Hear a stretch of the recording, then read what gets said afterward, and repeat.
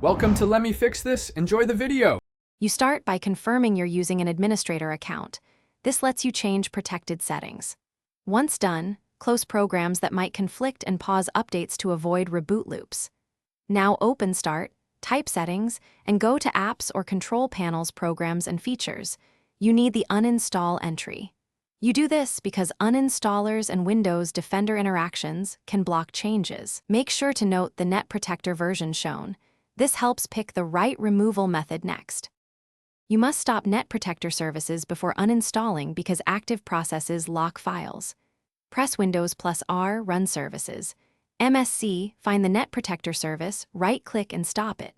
Next, go to Programs and Features, select Net Protector and choose Uninstall, follow prompts and remove bundled components.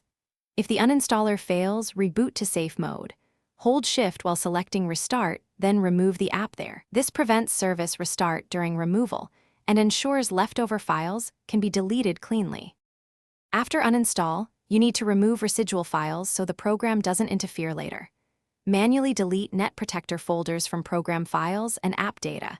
Make sure hidden items are visible. Once done, optionally run regedit to remove vendor keys, but back up the registry first because mistakes break Windows.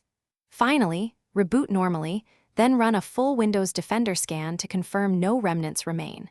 If something goes wrong, the troubleshooting tip: restore from a system restore point created before uninstall and repeat the process.